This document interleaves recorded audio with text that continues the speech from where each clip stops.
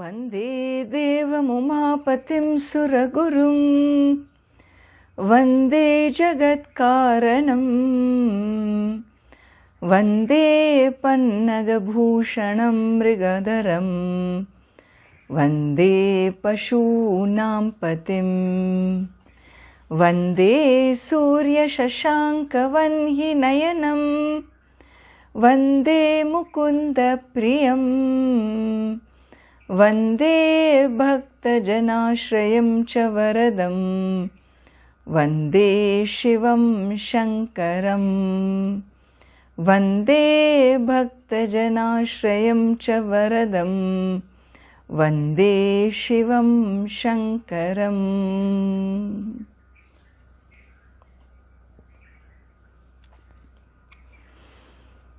Let us chant, beginning with verse 1, Lingastakam.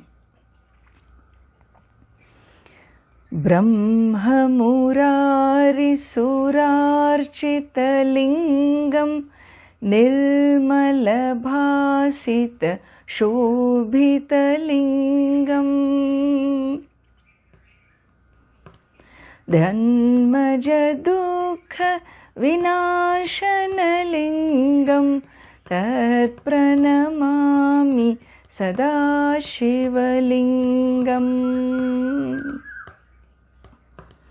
देवमुनिप्रवरार्चितलिङ्गं कामदहं करुणाकरलिङ्गम् रावणदर्प विनाशनलिङ्गं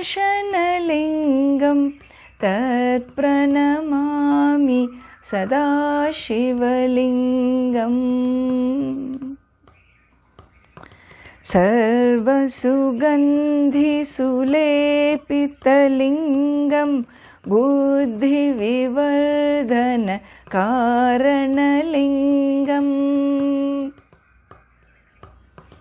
सिद्धसुरासुरवन्दितलिङ्गं तत्प्रणमामि सदा शिवलिङ्गम् तत्प्रणमामि सदा शिवलिङ्गम्.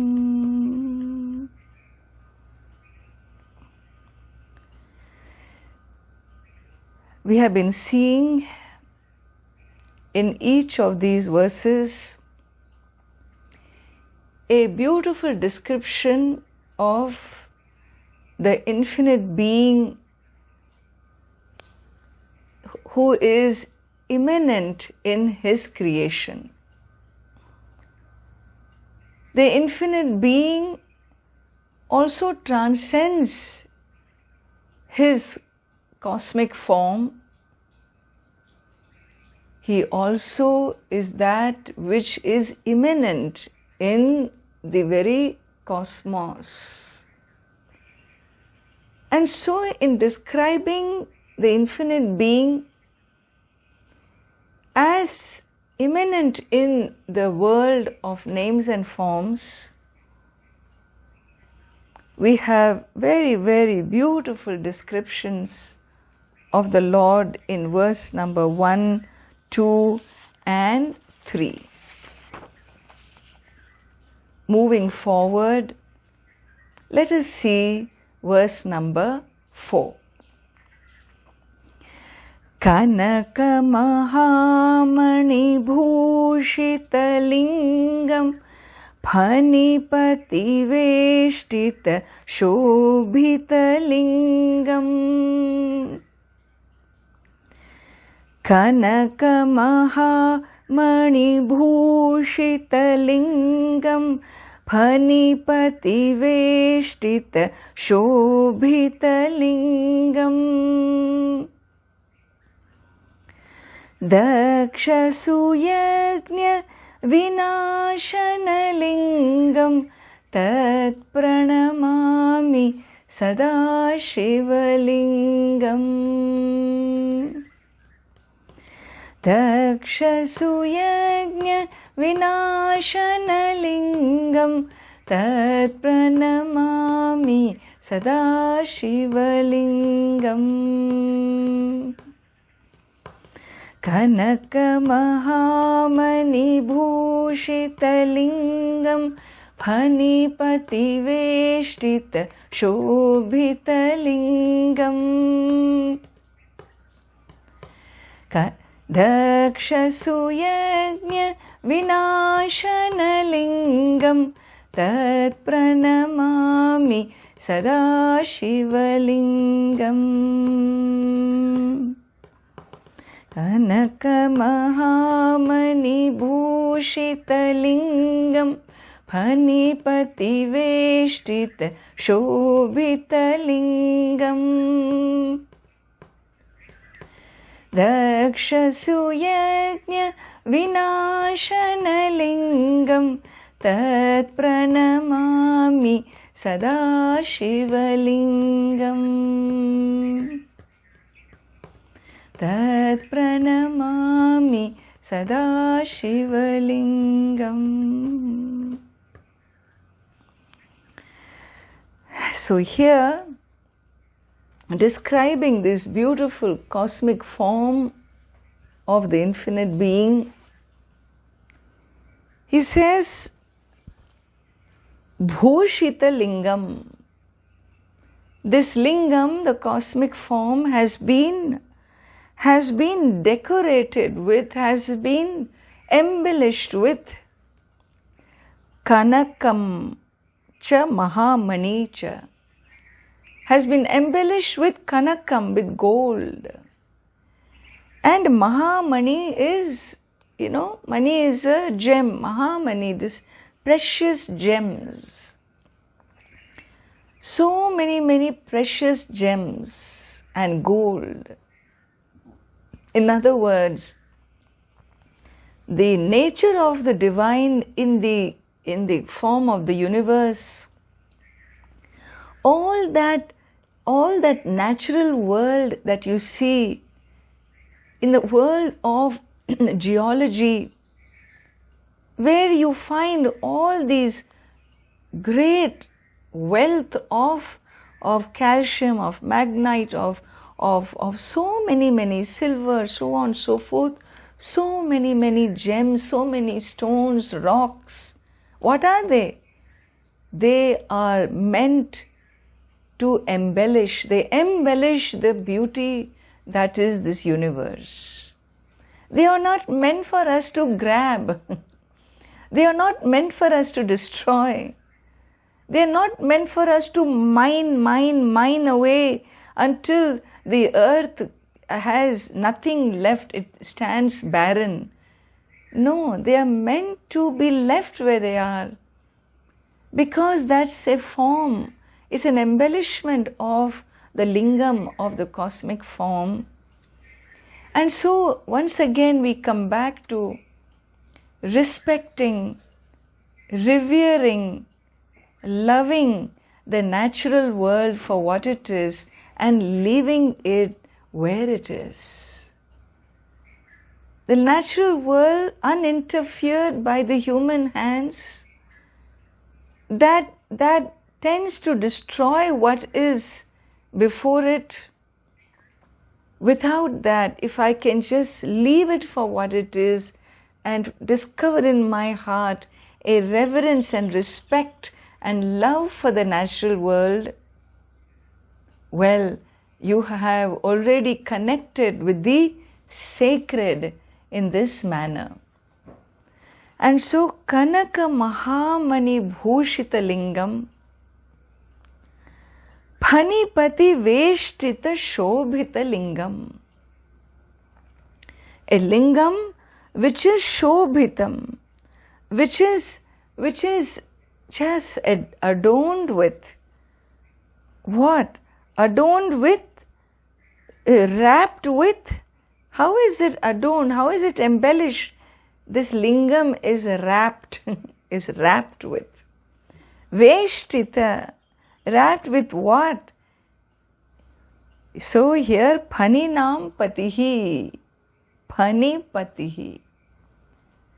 So the Lord of Phani, of snakes, And so the Phanipati, the king of snakes, has wrapped itself around this lingam. If you see the human form of Lord Shiva, well, his neck is wrapped in what? With this king of snakes called Vasuki Nag. You know, snakes have been very, very mysterious creatures for human civilization, for various civilizations that came and went. The most mysterious creatures are the snakes. Every faith, every culture has talked about snakes in different ways. And there are faiths where snake is looked upon as a lower creature, is looked upon as a devil. In the Indian mythology, snake is higher, they are exalted celestial beings who live a long, long time, much longer than the human lifespan for sure. And they represent power. They represent, imagine the snake power. The way it can zip by, it can move on the ground. It has a capacity to move on the ground in mid-air and in waters too. And its movement doesn't even require legs.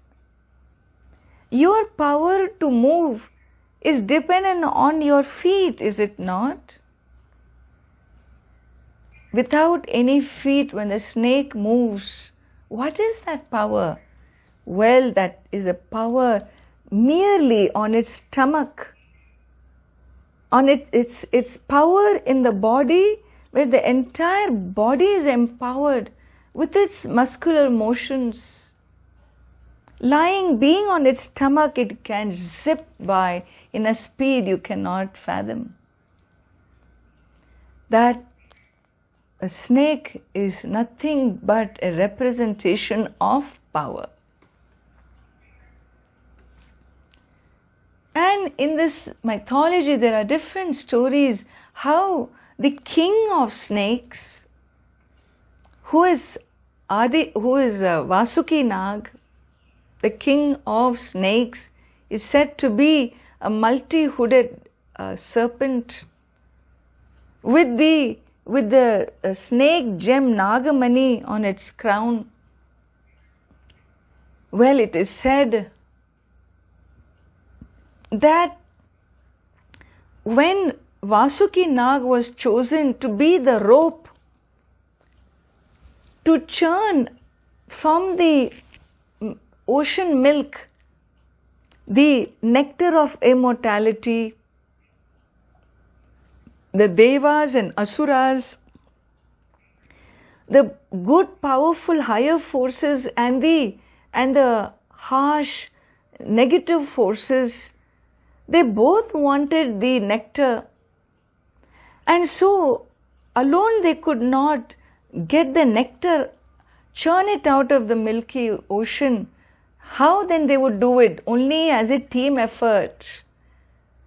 And so to churn, they needed a rod, and they needed a Mount Meru became the rod. And Vasuki snake was chosen to be the rope for churning of the ocean. And Vasuki snake becomes very, very, he gains a pride that, well, I have been chosen, I am the best. And what happens is, once the poison begins to emerge, Vasuki Nag ends up taking in some poison, the fumes of the poison, and his body begins to shrivel up. He appeals to Lord Shiva and cries, "How have I become so weak? I thought my yogic powers were invincible. Just mere fumes of this poison has made me so weak. Please help me." When he, being a bhakta, a devotee of Lord Shiva, when he appeals to Lord Shiva for help, Lord Shiva explains to him that if you believe all those powers are yours, if you are unable to see that every power that you carry belongs to the infinite, this was your mistake, Vasuki. Your ego took you over. And Vasuki Nag seeks forgiveness, even takes in some of the hala hala poison, and seeing his devotion to the Lord, then Lord Shiva protects him and embellishes his neck with Vasuki Nag. And therefore, the snake represents that ego which has been annihilated, a form of great power, but minus the ego. Power minus the ego is a vibhuti, is a great blessing. When we are empowered and there is no ego behind it, all your powers get used for the creation.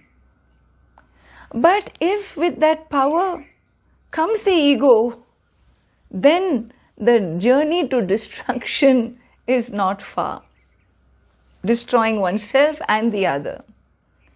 And so here Vasuki Nag, a great devotee of Lord Shiva, and in that Tripura Samhara, when Lord Shiva destroys the 3 celestial cities of the 3 demons, Vasuki Nag offers himself as the string to the bow.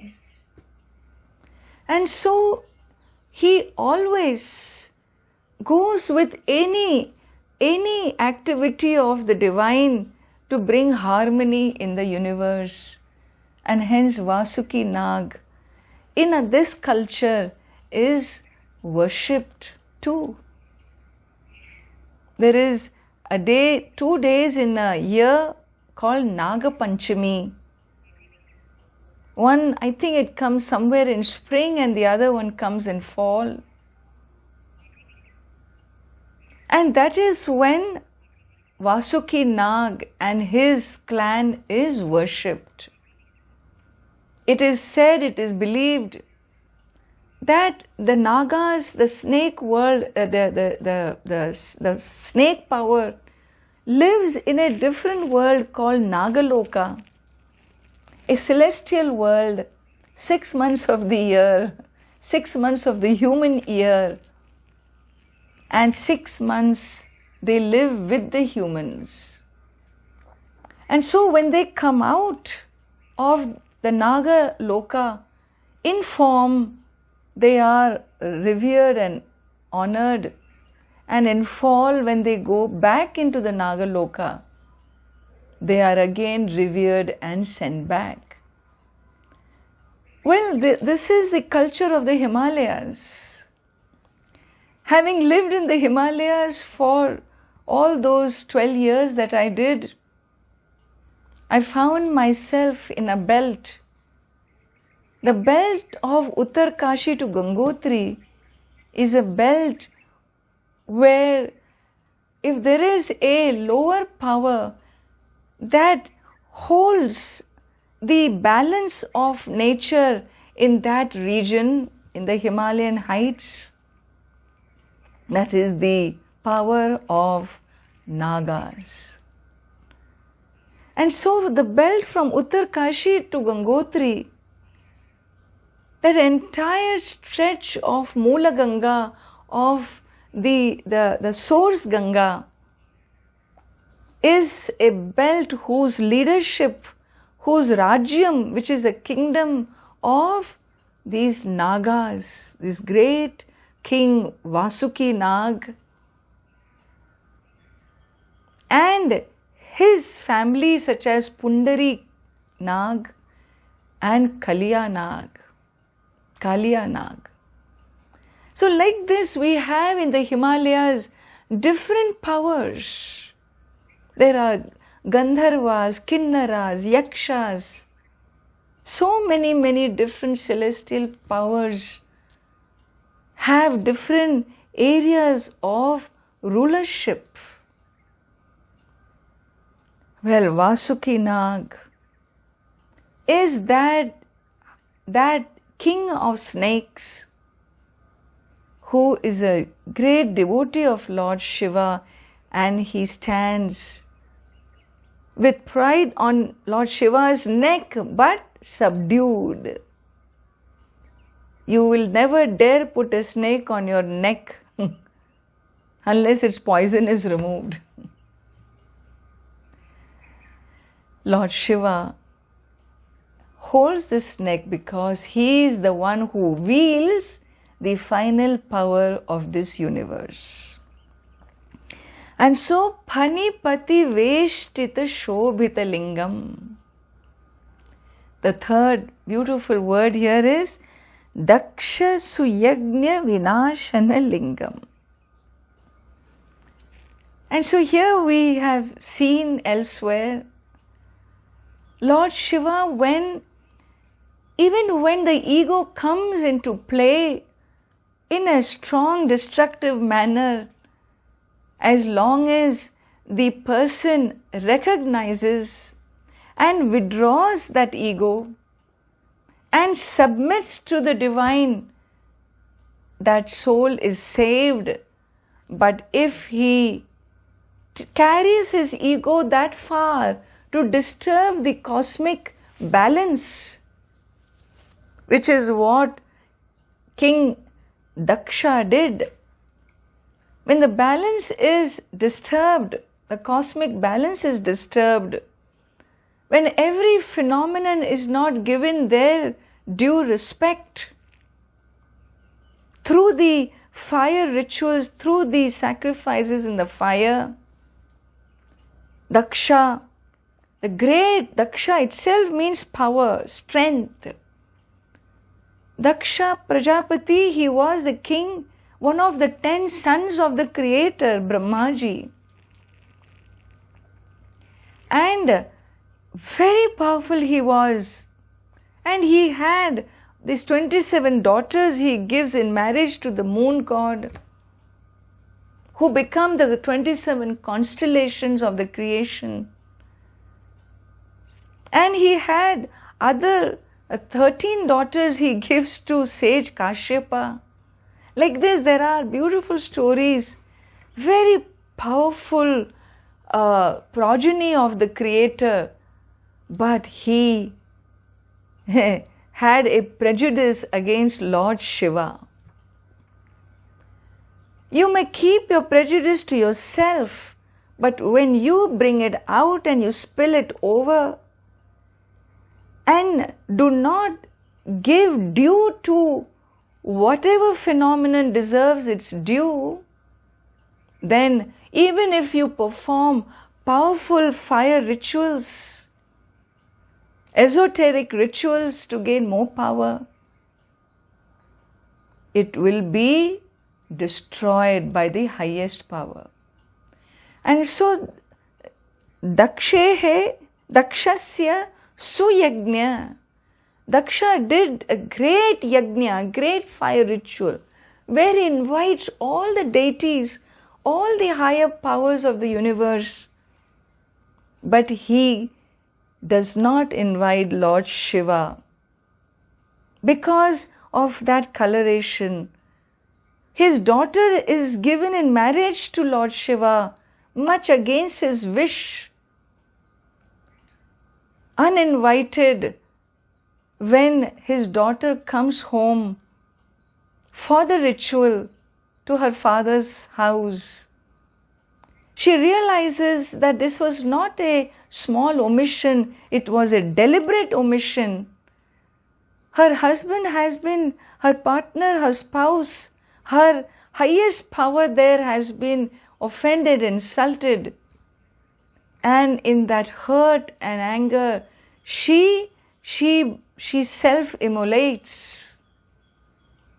And the story goes, when Lord Shiva hears about this, he in his annoyance, he produces Veerabhadra, who goes, a powerful, aggressive creature that goes and destroys the yajna itself. Well, these are very, very harsh in the higher worlds, harsh activities.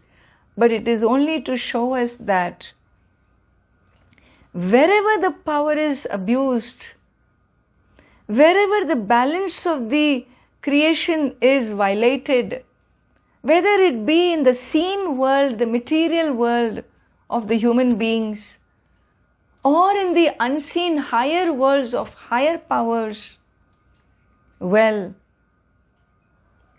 justice, cosmic justice, will ever prevail. Daksha suyagnya vinashana lingam.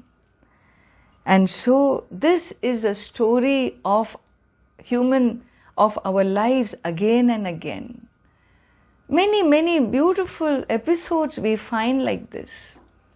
Ego has no place in the world where a power endowed to the human being is allowed to become abusive of life. It's never allowed. And if we cross our limits, the impact will be faced by us. I remember in Tiruvannamalai, we're talking here about the higher celestial powers. The very temple of Tiruvannamalai, the second largest temple of Tamil Nadu, where Lord Shiva is worshipped as fire, it is said that different kings over centuries built the temple over 25 acres of land. And in that construction, they built this gopuram, these huge, huge gates. Gate is small gate, a regular gate for human beings to cross is a gate. But when the devatas, when the higher powers are taken in a procession, those areas are called gopurams. And it has eastern gopuram, western gopuram, northern, southern, like this there are gopurams. Each gopuram is so beautiful. Tiruvannamalai temple has 9 gopurams. And it is said when the king, one of the kings, when he had to build the first the main entrance gopuram, they call the eastern gopuram or the Raja gopuram. He had a pride that, well, all these others were built by my predecessors. Let me build the biggest gopuram, bigger than all of them. And he did. He built his power. He built the most grandiose, splendid gopuram that you can see today. And when the temple festival started, in that temple festival, this power of the divine is carried in a procession through the gopuram, into the streets, into the village. And they could not move that procession. It won't go, that procession never happened through that gopuram. Why? Because the Lord will not go through a gopuram that is built with the ego and not devotion. And so the first day, the second day, the third day, in a 10-day temple festival, that procession could not go through the Rajagopuram. Finally, the king realized his mistake.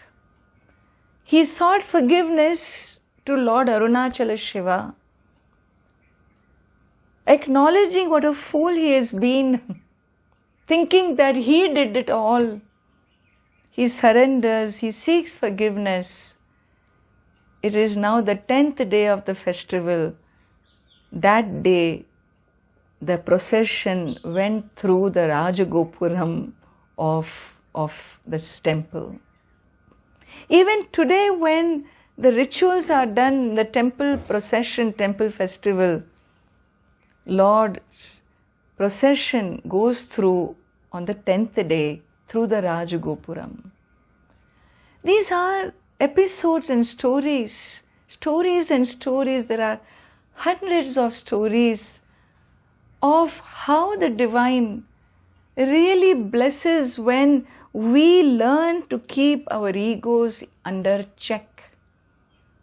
And if we don't, we will pay for the consequences.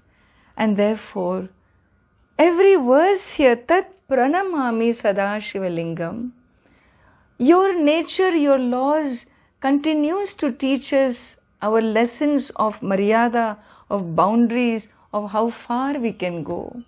Let our attitudes remain sublimated in devotion to you, to your form, your cosmic form. Tat Pranamami Sadashiva Lingam. Let us chant together. Kanaka Mahamani Bhushita Lingam Phanipati Veshtita Shobhita Lingam Daksha Suyagnya Vinashana Lingam Tat Pranamami Sadashiva Lingam Tat Pranamami Sadashiva Lingam Tat Pranamami Sadashiva Lingam.